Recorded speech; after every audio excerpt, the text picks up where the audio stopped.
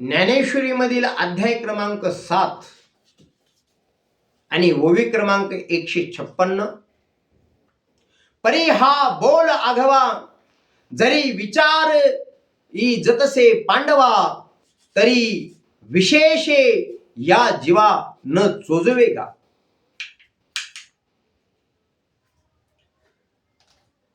परंतु अर्जुना, माणसाच्या अल्पबुद्धीचा विचार केला तर माझे हे सर्व उच्च भूमिकेवरचे बोलणे सामान्य लोकांना, जीवांना आवडत नाही. ज्ञानोबाराय या ओळीमधून स्पष्ट उच्चार करतायत. परी हा बोला घवा, जरी विचारी जतसे पांडवा, तरी विशेष या जीवा न चोजवेगा.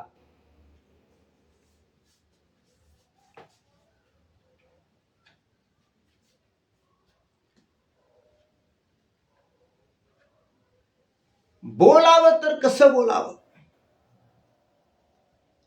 बोलणं सध्या आवडलं पाहिजे. जेने बोले विठ्ठल डोले, बोलवायसे बोले जेने बोले विठ्ठल डोले.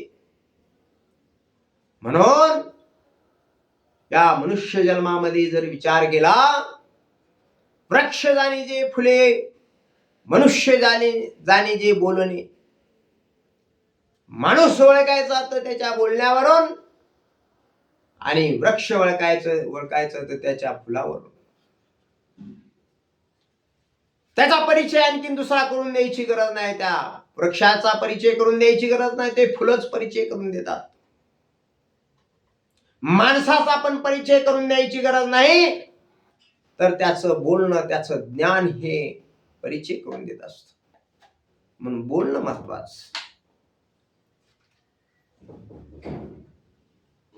कारण 184 मधून विचार जर केला तर ह्या 184 मधून सर्वात श्रेष्ठ असणारा जन्म म्हणजे हा मनुष्य जन्म आहे.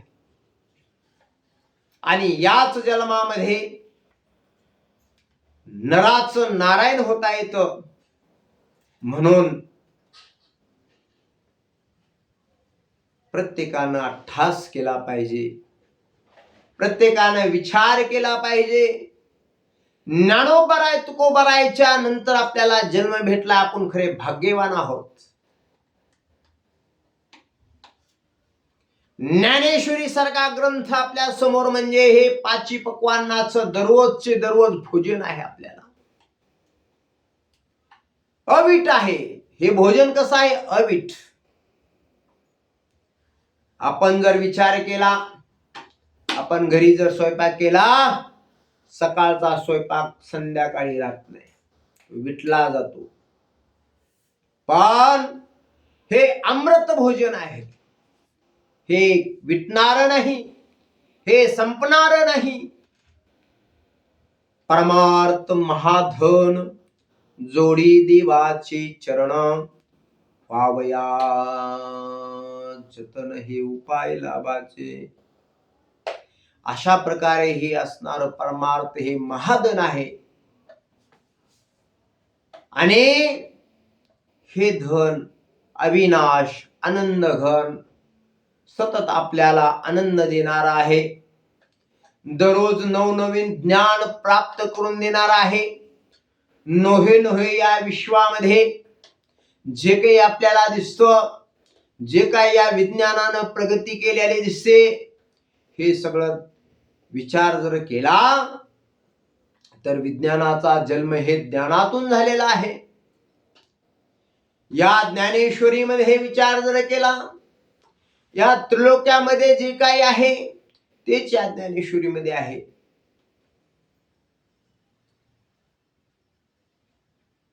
कारण व्यासाचं उच्चिष्ट हे जगत्रय म्हटलेलं आहे. व्यास महर्षी म्हणजे काही साधे नाही. ज्यांना 6 शास्त्र आणि 18 पुराण स्वतः लिहिलेले आहेत ते व्यास महर्षी. सप्त जीवापैकी एक असणारे व्यास महर्षी. ते सप्त चिरंजीवाचा जर विचार जर केला अश्वत्थामा बलिर्व्यासो हनुमानश्च विभीषणः कृपः परशुरामश्च सप्तेते चिरंजीवः. आणि अशा प्रकारे या सप्त चिरंजीवापैकी असणारे व्यास महर्षी आहेत. आणि व्यास महर्षीचा जर काव्याचा जर विचार केला तर सर्वश्रेष्ठ असणारे त्यांचं एक ग्रंथ भांडार आहे.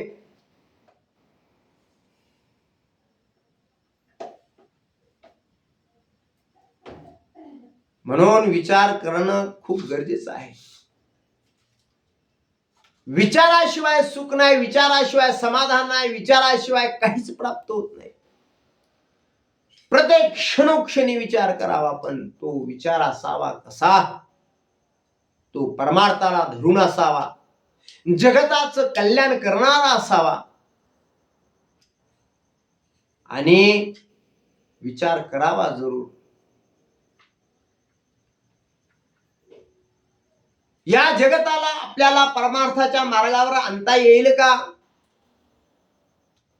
जगाचं कल्याण करता येईल का? हा रात्रंदिवस विचार केला पाहिजे. आणि हे विचार करण्यासाठी महावैष्णव असणारे ज्ञानेश्वर माऊली या पृथ्वीवरती जन्माला आले आणि त्यांना काय विचार केला? सर्व ग्रंथाचा राजा असणारा ग्रंथराज ज्ञानेश्वरी असणारा पावन ग्रंथ सद्गुरु निवृत्तीनाथ रायांच्या आशीर्वादानं त्यांना हा ग्रंथ या जगाला सुपूर्द केला. जगाच्या कल्याणा संतांच्या भूती देह कष्टविती परोपकारे, फक्त जगासाठी. ज्ञानेश्वर माऊलीनं ज्यावेळेस हा ग्रंथ त्यांच्याकडून पूर्ण झाला, परिपूर्ण या जगतासाठी, या जगाच्या उद्धारासाठी दिला, सुपूर्द केला निवृत्तीनाथ महाराजांकडे लिहून. आणि या ग्रंथाचं महत्व खूप आहे, अलौकिक आहे, अलौकिक. दररोज असणार आपल्याला याच्यातून नवनवीन ज्ञान प्राप्त होतं या ज्ञानेश्वरी ग्रंथातून. हे ज्ञान हे अवीट आहे, कधी विटणार नाही. म्हणून तुम्हाला सांगतो, धनाची चोरी होऊ शकते, सुवर्णाची चोरी होऊ शकते, धान्याची चोरी होऊ शकते, अनेक प्रकारच्या चोरीचे प्रकार आहेत. पण जो असणार ज्ञान आहे, या ज्ञानाची केव्हाच चोरी होत नाही. म्हणून परमार्थ महाधन जोडी देवाचे चरण, हे परमार्थ असणार हे महाधन आहे. आणि हे महाधन असणार हे ज्ञानोबरायाने या समस्त जगतासाठी दिलेलं आहे. म्हणून तर ज्ञानेश्वर माऊली हे पूर्ण ज्ञानेश्वरी लिहिल्यानंतर सद्गुरु असणारे निवृत्तीनाथ महाराजांकडे इच्छा करतात, गुरुराया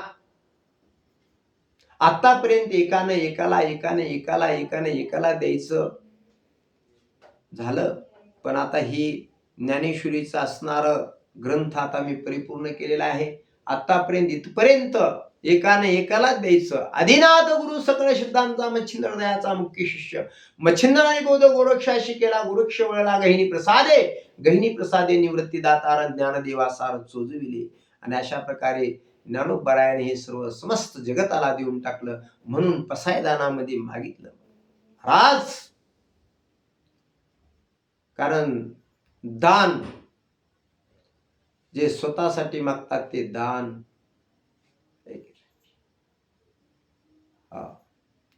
आणि जे जगतासाठी मागतात ते पसायदान. आता विश्वात्मके देवे येणे वागिज्ञे तोषावे, तोषोनी मग द्यावे पसायदाने.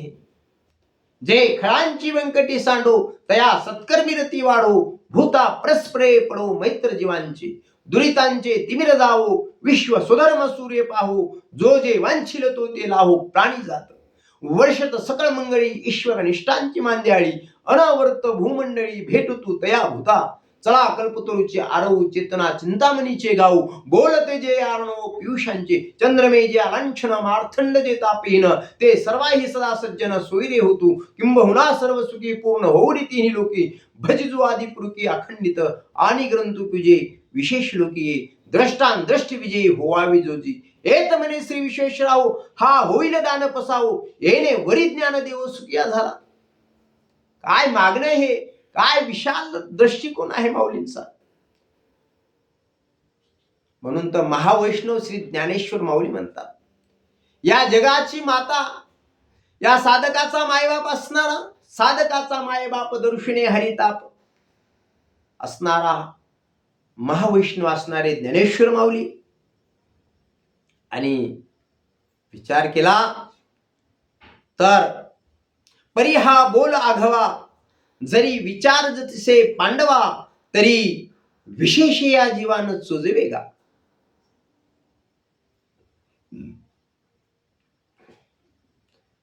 परंतु अर्जुनाला या माणसाच्या अल्पबुद्धीचा विचार जर केला